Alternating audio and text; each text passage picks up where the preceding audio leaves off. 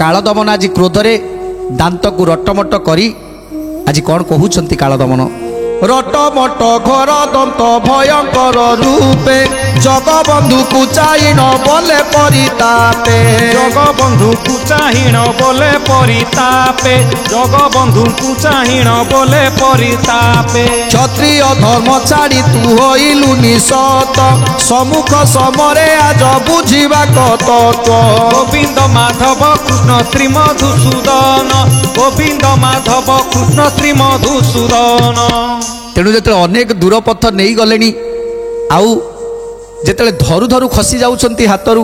विधा मारु मारु खसी जाउछंती सेतेबेले असह्य हो जाइछंती कालदमन सेतेबेले कहउछंती हे कृष्ण तू क्षत्रिय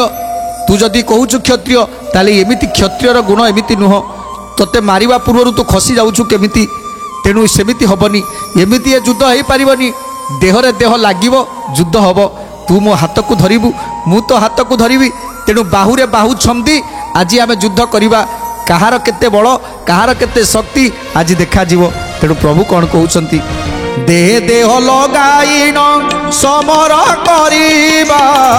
किए से हारिबो किए जिणिबो जानिबा किए से हारिबो किए जिणिबो जानिबा किए से हारिबो किए जिणिबो जानिबा जगन्नाथ बोइले क युद्धर ए भीति चुआण तुहाण आउ नाण एमंती चुहाण चुहाण आउ नाहाण एमंत चुहाण चुहाण आउ नाहाण एमंत जेतेबेले कालदमन कहउछंती हे कृष्ण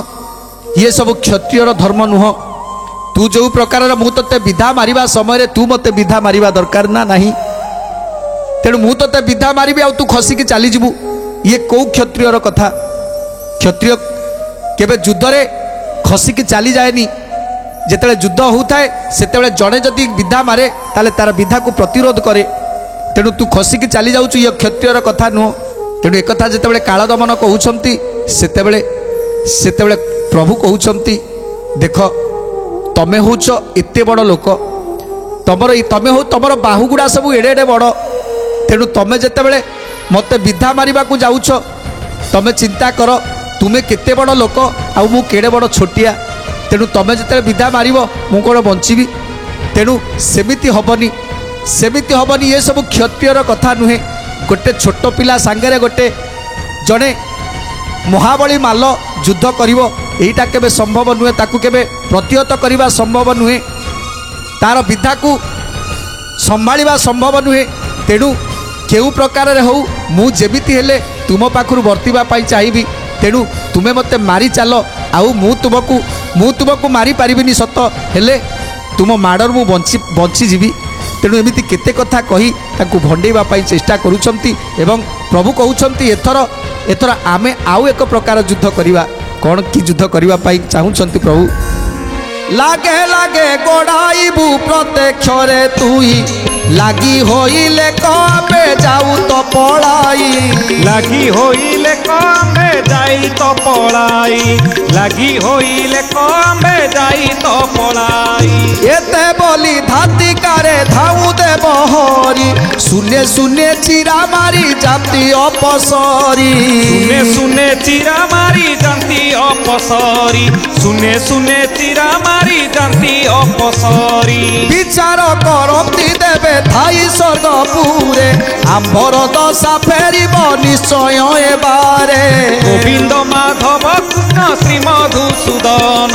गोविंद माधव कृष्ण श्री मधुसूदन कहले एमिति हबनी आमे गोटे खेल खेलिबा गोड़ा गोड़ी खेल खेलिबा मु धाई जीवी तमे मते गोड़े गोड़े धरिबो